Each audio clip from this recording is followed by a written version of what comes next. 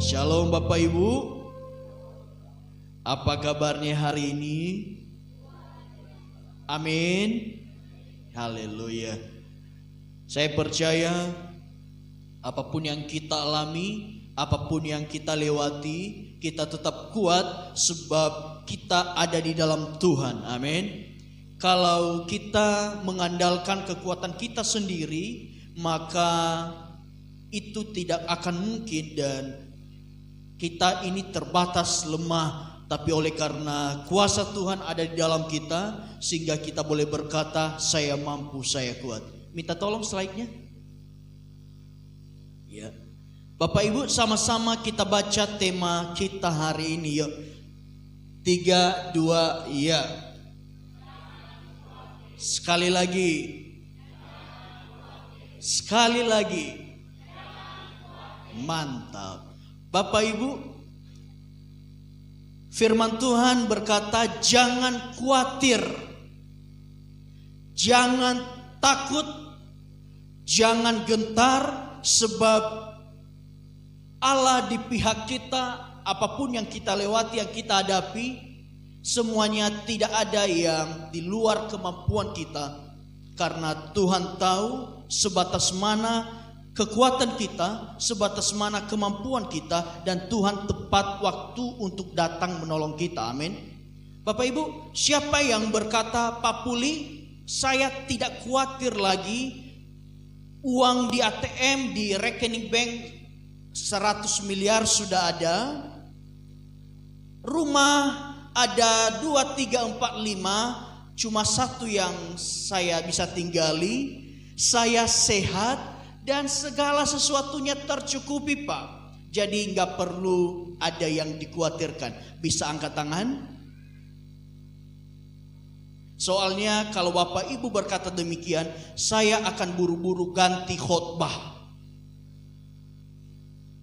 Oke, jadi setuju bahwa semua kita di tempat ini tidak ada yang berkata saya tidak ada masalah, saya tidak ada pergumulan. Setiap orang pasti punya pergumulan. Amin. Bapak Ibu bisa lihat di doa Bapa kami berkata begini, berikanlah kami makanan hari ini yang secukupnya, bukan berikan kami makanan 1 bulan atau 1 tahun yang secukupnya. Tahu Bapak Ibu kenapa dikatakan berikanlah kami makanan kami pada hari ini yang secukupnya? Dikatakan hari ini secukupnya. Bapak Ibu, kita percaya pemeliharaan Tuhan.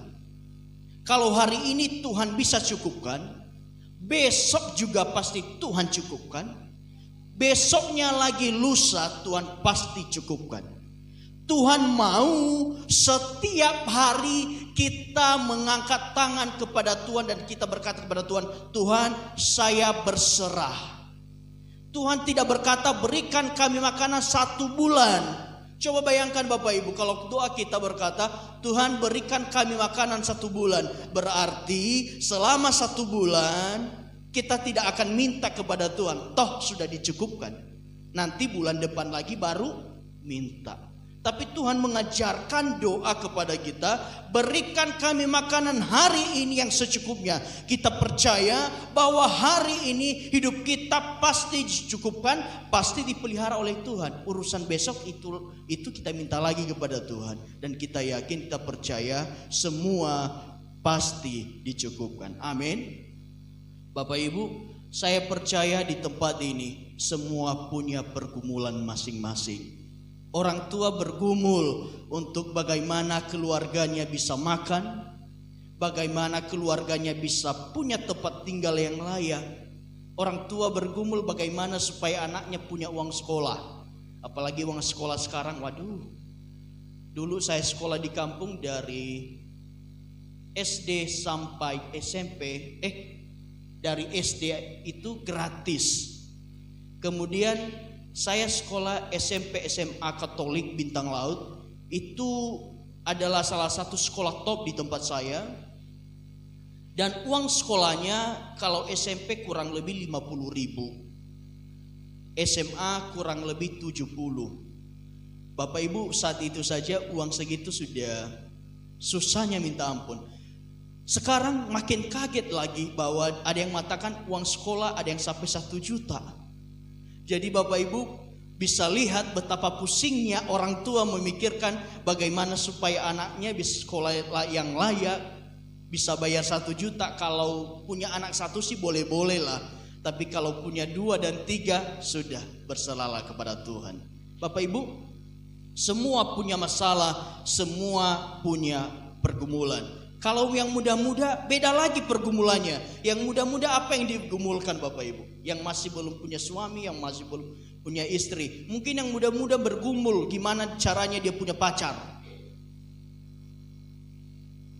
Bergumul untuk punya pacar juga? Oh tidak. Masa mau jomblo seumur hidup? Yang masih muda-muda pasti berkata, gimana ya caranya supaya punya pacar? Yang belum nikah, gimana ya supaya saya punya calon istri, calon suami? Bapak Ibu, saya beritahukan satu hal.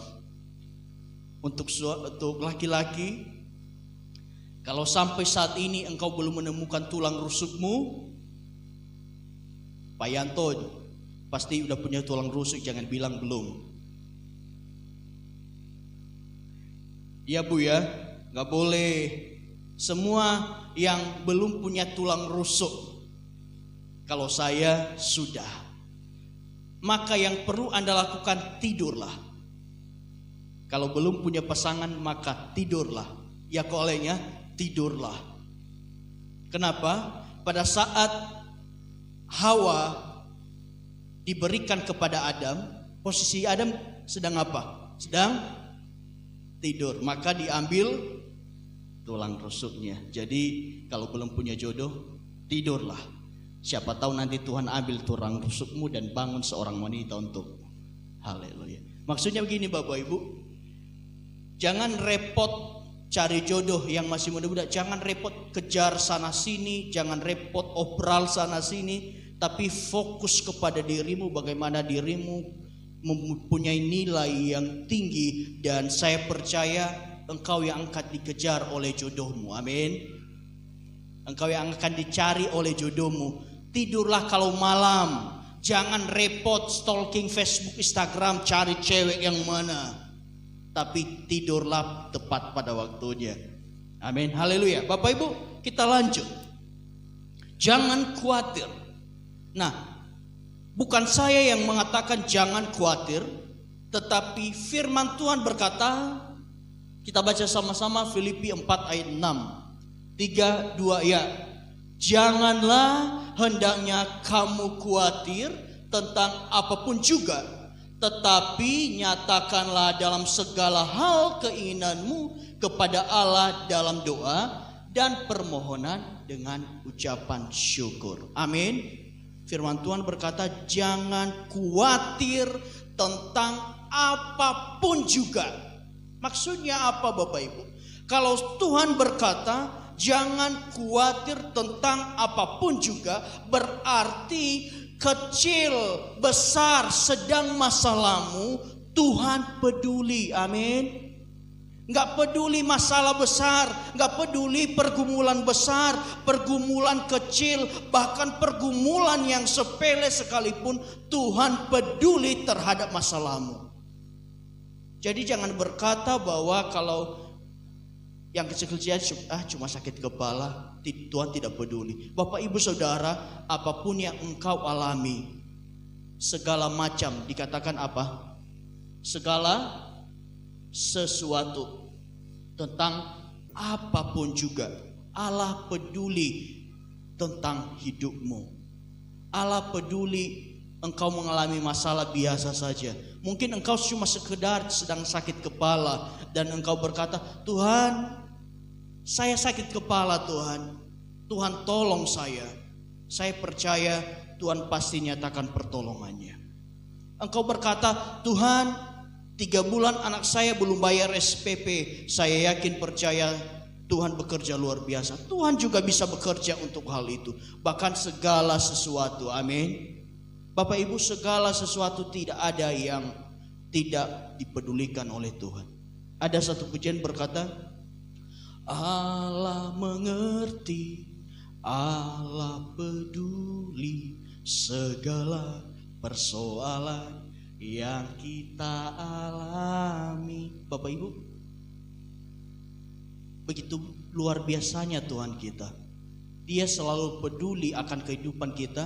Gak peduli itu urusan kecil atau urusan besar, tapi dia berkata, saya peduli kepadamu, karena kita adalah anak-anak yang dikasihinya. Bapak Ibu, kita lanjut.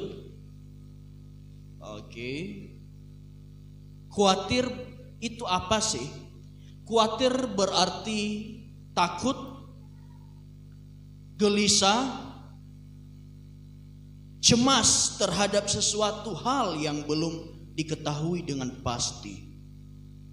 Bapak Ibu belum tahu hari besok akan terjadi seperti apa, tapi kita sudah menghabiskan energi kita untuk memikirkan itu.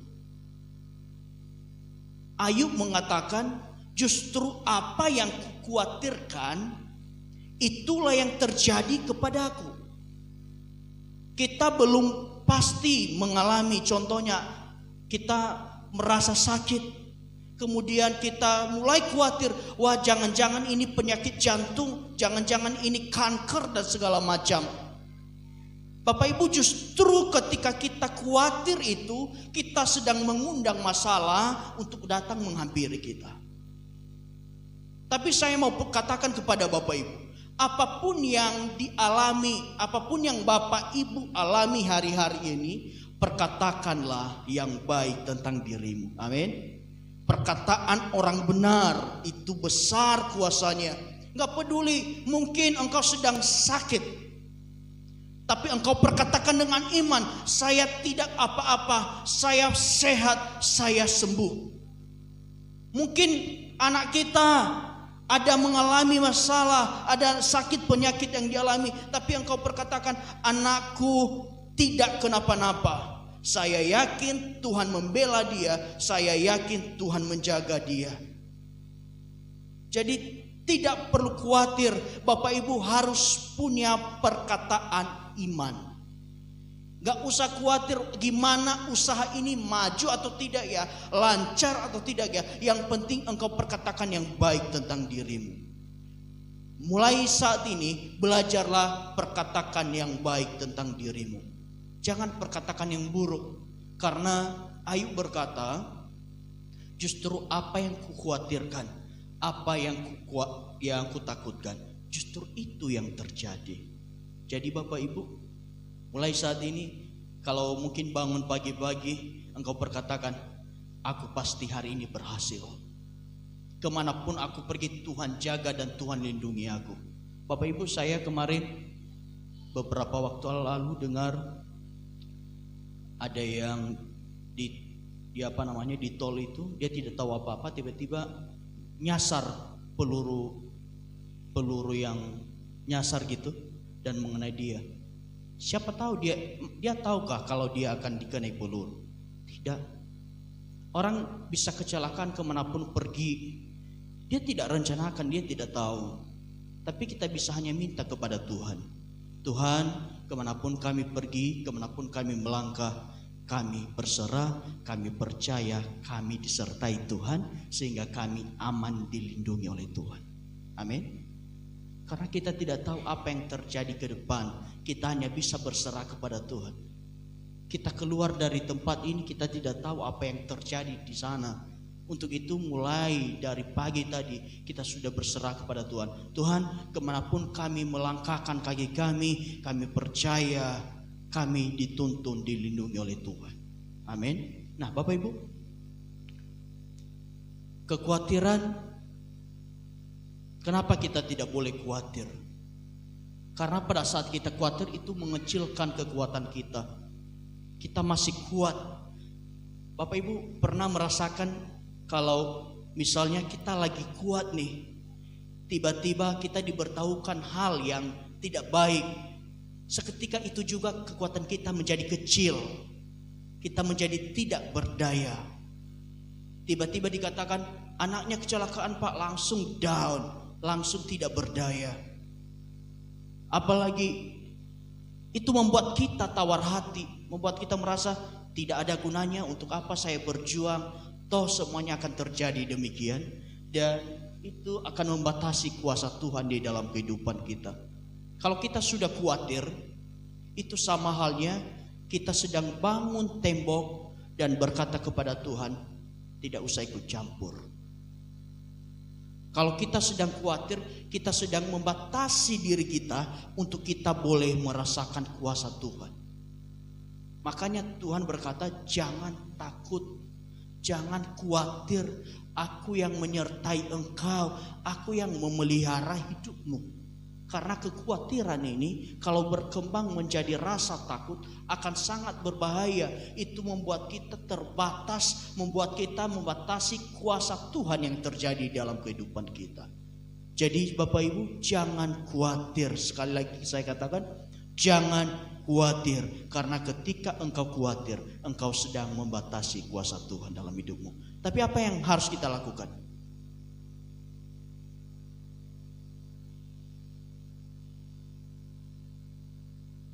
Apa yang harus kita lakukan Bapak Ibu? Firman Tuhan berkata, nyatakanlah segala hal keinginanmu kepada Allah.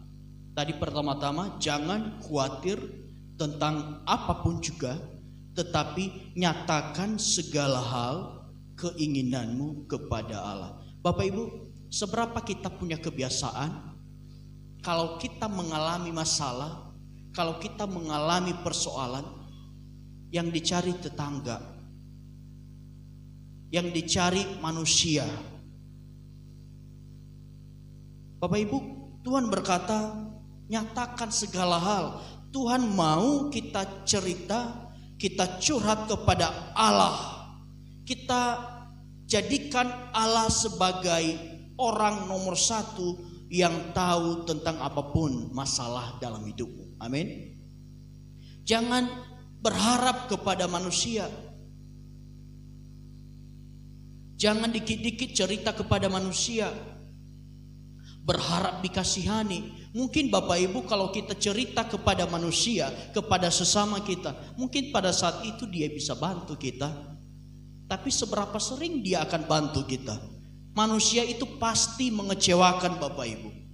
Saya pun di depan ini pasti suatu saat bisa mengecewakan Bapak Ibu.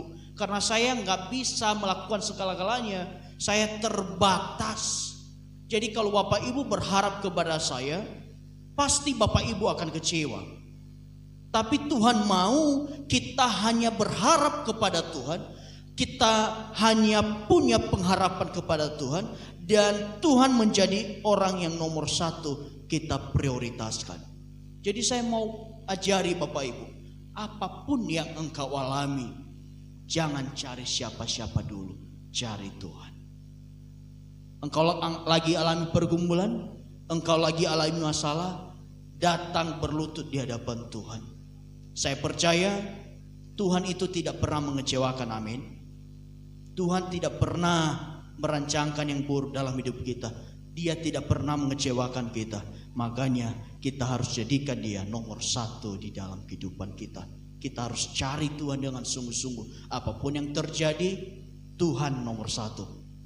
Bapak Ibu, apapun yang kau alami saat ini, ke depan dan banyak hal lainnya, carilah Tuhan yang pertama. Carilah Tuhan Yesus. Apa yang harus dilakukan? Nyatakan segala hal keinginanmu kepada Allah. Firman Tuhan berkata, cerita kepada Allah, nyatakan kepada Allah. Maka saya yakin percaya engkau akan dapatkan jawaban dari segala pergumulanmu kalau engkau datang mencari Tuhan. Tapi ada 3 caranya bagaimana supaya kita nyatakan hal itu kepada Tuhan. Pertama,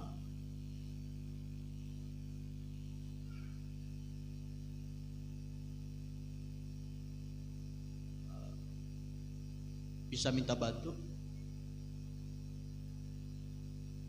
Ya. Pertama Tuhan katakan berdoa. Nyatakanlah keinginan kepada Allah dengan berdoa. Bapak Ibu, doa itu adalah berbicara kepada Allah. Amin. Bahkan ada yang menafsirkan dulu doa itu duduk omong-omong dengan Allah. Bapak Ibu, Allah itu dia katakan bahwa kita harus panggil dia Bapa. Bagaimana sih kalau Bapa dengan anak punya hubungan yang baik?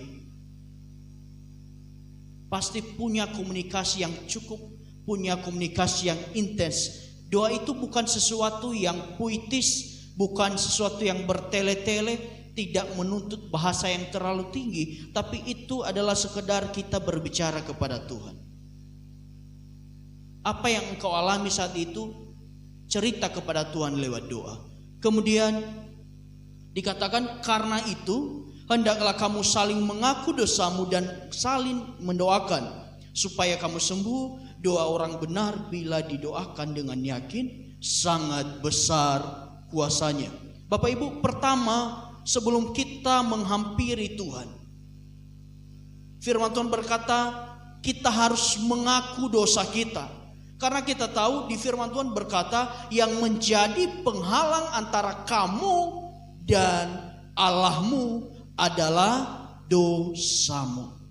Jadi Bapak Ibu, sebelum segala sesuatu kita lakukan, kita harus mengaku dulu, Tuhan, saya mengaku dosa baik yang saya ketahui maupun yang tidak. Tuhan ampuni saya. Dikatakan kamu saling mengaku dosamu. Kemudian bagaimana hidup kita hidup di dalam kebenaran. Saya percaya Bapak Ibu, orang yang hidup di dalam kebenaran, doanya pasti didengar oleh Tuhan. Orang yang hidupnya berpadanan dengan Injil setiap hari, doanya pasti didengar oleh Tuhan. Karena saya yakin percaya juga doanya pasti benar. Orang benar pasti menghasilkan doa yang benar. Tapi kalau dari diri kita sudah tidak benar, bagaimana kita bisa mendoakan yang benar? Jadi Bapak Ibu, hidup di dalam kebenaran, kita punya hubungan yang baik dengan Tuhan. Jadi pertama kita berdoa. Berdoa itu berbicara kepada Tuhan tentang apapun juga yang kita alami. Manusia itu terbatas Bapak Ibu. Saya pernah katakan kalau saya bercerita kepada istri saya, paling jam 12 malam dia nggak sanggup dan dia berkata dia mau tidur. Tapi Tuhan selalu buka telinga untuk kita. Tuhan tidak punya batasan waktu kepada kita. Dalam waktu dan segala keadaan Tuhan selalu ada untuk mendengar doamu. Amin. Kedua, lanjut. Kedua, memohon. Bapak Ibu, Matius 7 ayat 7 dikatakan, mintalah maka akan diberikan kepadamu, carilah maka kamu akan mendapat, ketoklah maka pintu akan dibukakan bagimu. Ada 3 tahap doa. Pertama meminta, kedua mencari, dan ketiga mengetok. Pertama itu kita sekedar meminta. Yang kedua kita datang untuk mencari. Dan ketiga bagaimana kita bisa mengetok hati Tuhan supaya doa kita didengar. Bapak Ibu, mungkin selama ini kita hanya sebatas meminta kepada Tuhan. Tapi marilah kita belajar mulai dari meminta, kemudian kita lanjut untuk mencari, kemudian mengetok. Karena doa itu tidak hanya sebatas kita berdoa, tapi Tuhan akan berkati apa yang kita lakukan. Firman Tuhan berkata, Tuhan turut bekerja, bukan Tuhan bekerja, tapi Tuhan turut bekerja. Kalau kita berdoa, kemudian kita lakukan bagian kita. Kita berdoa sekarang, Tuhan saya gak punya uang Tuhan. Gak mungkin Tuhan kirimkan uang jatuh dari langit. Tapi engkau berjalan keluar rumah, engkau cari pekerjaan, kemudian berkat Tuhan bisa turun atas kita. Amin. Tidak serta-merta kita berdoa, Tuhan saya lapar, saya gak punya uang, maka kita kembali tidur.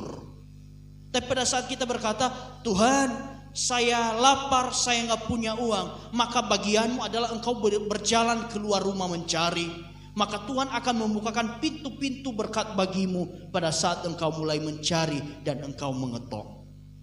Tidak cukup hanya berdoa dan selesai maka engkau tinggal tidur. Tapi Tuhan berkata engkau harus mencari dan engkau harus bisa mengetok hatinya Tuhan. Dan juga bukan lagi janji kepada Tuhan. Tuhan katanya kalau ikut engkau, Tuhan katanya kalau rajin ke gereja saya bakal diberkati. Mana Tuhan?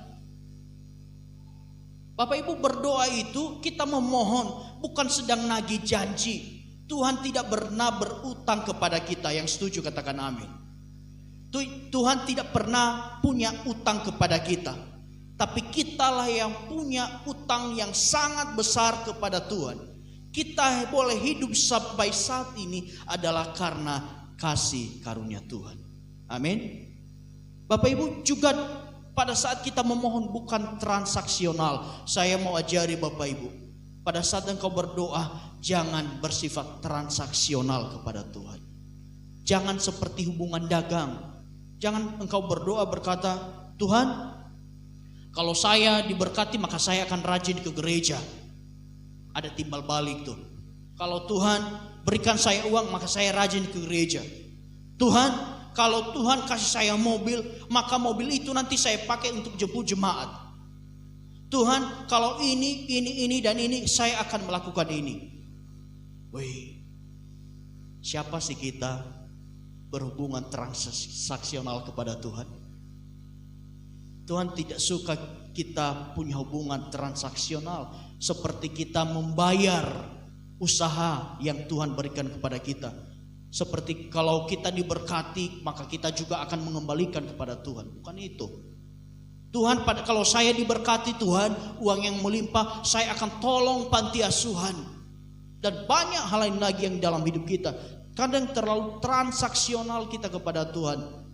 Bapak Ibu, yang benar adalah pada saat kita datang kepada Tuhan, kita nggak usah embel-embel, nanti kalau ini saya akan ini, nanti kalau ini saya akan ini. Tapi kita datang kepada Tuhan, Tuhan saya mohon, saya memang tidak pantas, tapi saya percaya Tuhan yang membuat saya pantas. Firman Tuhan berkata, mintalah segala sesuatu maka engkau akan diberikan. Bapak Ibu, kita tidak perlu seperti itu kepada Tuhan. Tuhan tahu apa yang kita perlukan. Tuhan tahu kondisi kita. Yang penting adalah kita harus datang dengan penuh kerendahan hati. Amin. Jangan jangan tinggi hati kepada Tuhan, tapi datanglah dengan kerendahan hatimu. Apa yang engkau perlukan saat ini, datang sujud di kaki Tuhan. Tuhan, 1 minggu lagi Tuhan baru gajian, tapi saya sudah habis uang. Tuhan tolong saya. Jangan katakan, Tuhan 1 minggu lagi baru gajian, Tuhan tolonglah saya, nanti saya traktir teman saya yang di samping kalau Tuhan berkati saya. Terkadang kita terlalu banyak tawar menawar kepada Tuhan. Ingat, kita ini hidup di bawah kasih karunia, kita ini hidup di bawah anugerah Allah, nggak perlu transaksional kepada Tuhan. Amin. Yang ketiga, ketiga adalah bersyukur. Janganlah khawatir tanggapan juga, tetapi sampaikanlah permohonan kepada Allah dengan doa, dengan memohon, dan dengan ucapan syukur. Bapak Ibu, Mazmur 106 ayat 1 dikatakan, haleluya, bersyukurlah kepada Tuhan, sebab ia baik, bahwasanya untuk selama-lamanya kasih setianya. Bapak Ibu, pada saat kita menghampiri Tuhan, kita harus bersyukur, bukan mengeluh atau protes. Yang setuju katakan amin. Apapun kondisi keadaanmu pada saat ini, jangan mengeluh dan protes kepada Tuhan, tapi tetap bersyukur di dalam segala keadaan. Mungkin beras sudah gak ada di rumah, tinggal ada ubi. Bersyukurlah. Katakan, Tuhan, saya tahu sudah tidak ada beras, tapi terima kasih Tuhan, masih ada ubi yang bisa dimasak. Tuhan, saya tahu, saya bersyukur, memang saya gak punya duit, gak punya uang Tuhan, tapi saya bersyukur saya masih sehat, maka saya tahu Tuhan akan berikan pekerjaan kepada saya. Dalam segala hal kita harus bersyukur kepada Tuhan. Jangan hanya ngeluh dan ngeluh kepada Tuhan. Ketika kau datang kepada Tuhan, bersyukurlah. Firman Tuhan berkata, bergembiralah karena Tuhan, maka Dia akan memberikan apa yang diinginkan hatimu. Amin. Jadi Bapak Ibu, protes bukan jawaban, ngeluh bukan solusi, tapi justru dalam segala keadaanmu, ketika engkau bersyukur, maka Tuhan akan memberkati hidupmu. Amin. Bapak Ibu, beberapa waktu lalu istri saya, dia bilang, "Pak, tanganku luka." Saya bilang, "Puji Tuhan." "Kok puji Tuhan?" "Ya puji Tuhan lah, gak putus, cuma gores." Dia agak protes, "Kok puji Tuhan?" "Ya iya, cuma gores bukan putus, jadi masih bisa bersyukur kepada Tuhan." Bapak Ibu, kalau misalnya Bapak Ibu dari sini tempat ini tiba-tiba ban bocor, udah jam 11 lagi nanti, kira-kira apa yang Bapak Ibu lakukan? Tetap bersyukurlah. Haleluya, Tuhan tahu saya masih kuat untuk dorong motor. Amin. Bapak Ibu pulang dari sini banyak masalah, tapi saya percaya Bapak Ibu setiap orang yang pulang dari tempat ini pulang membawa kemenangan. Jadi biarpun motor bocor, engkau tetap sukacita karena engkau punya kekuatan. Kalau engkau terus bersungut-sungut, motor bocor, kalau engkau sunguti itu nggak akan selesai masalahnya. Tapi kalau engkau bersyukur, maka engkau tetap bersukacita. Tiba-tiba ada Pak Yanto bilang ke Bu Vini, "Biar saya aja Bu yang dorong motornya." Kan Tuhan tolong. Amin. Kalau hanya bersungut-sungut saja, orang lihat kita saja udah malas. Tapi pada saat kita mampu bersyukur kepada Tuhan, maka pasti Tuhan tolong dan ada jalan keluar. Tadi berkata, "Tuhan, biarpun gak ada ayam hari ini, tapi syukur Tuhan masih ada tempe, masih enak Tuhan. Biarpun gak berkelimpahan, tapi saya tahu hari ini Tuhan cukupkan kebutuhan saya." Amin. Bersyukur karena Tuhan baik, sudah sangat jelas. Selalu ada berkat yang baru bagi kita setiap kita bangun pagi. Bersyukur itu penyerahan total kepada Tuhan. Bersyukur karena waktu Tuhan pasti yang terbaik. Tuhan tahu kok kapan kita punya rumah. Tuhan tahu kok kapan kita punya mobil. Tuhan tahu kapan kita begini dan begitu. Jangan paksa waktunya Tuhan. Bapak Ibu pernah lihat kepompong, kalau dipaksa dibuka maka kupu-kupunya akan mati. Tapi kalau tunggu prosesnya sampai jadi kupu-kupu, pasti kupu-kupunya jadi akan indah. Begitu juga hidup kita. Kalau kita paksa Tuhan, maka bisa jadi kita mengalami kematian rohani dan bisa jadi kita mengalami banyak hal yang tidak baik. Tapi kalau kita tunggu waktunya Tuhan, kita tetap bersyukur kepada Tuhan, pasti waktu Tuhan itu terbaik. Amin. Bapak Ibu, bersyukur karena kita tahu kita tidak pernah dibiarkan Tuhan. Tuhan Yesus pasti bertindak. Dalam segala hal yang kau alami, ingat baik-baik, engkau tidak sendiri. Tuhan selalu menyertai engkau. Sekalipun orang-orang meninggalkanmu, ingat ada satu pribadi yang tidak pernah meninggalkanmu. Siapa dia? Yesus. Tuhan berkata, "Aku menyertai engkau sampai akhir zaman." Bapak Ibu, jadi belajar ketika kau berdoa, engkau sedang tidak bersungut-sungut. Tapi ketika engkau berdoa, engkau sedang bersyukur kepada Tuhan dalam segala kondisi kehidupan. Terakhir, saya mau kita baca ayat ini sama-sama. Kira-kira kelihatan gak Bapak Ibu? Masih kebaca? Yuk, kita baca sama-sama. 3, 2, ya. "Sebab itu janganlah kamu khawatir dan berkata, apakah yang akan kami makan? Apakah yang akan kami minum? Apakah yang akan kami pakai? Semua itu dicari bangsa-bangsa yang tidak mengenal Allah. Akan tetapi Bapamu yang di sorga tahu bahwa kamu memerlukan semuanya itu." Keren gak Bapak Ibu? Keren kan? Coba bilang keren. Tuhan Yesus keren. Tuhan Yesus baik. Gak semua kasih jempolnya. Sekali lagi ulangnya, Tuhan Yesus keren. Tuhan Yesus baik. Tuhan Yesus teramat baik. Tuhan tahu kita perlu makanan. Tuhan tahu kita perlu minum. Tuhan tahu kita perlu pakaian. Tuhan tahu apa yang kita perlukan. Jadi jangan pernah bersungut-sungut kepada Tuhan. Yang bagian kita adalah kita lakukan bagian kita. Kita hidup dalam kebenaran. Maka bagiannya Tuhan adalah memberkati hidup kita. Amin.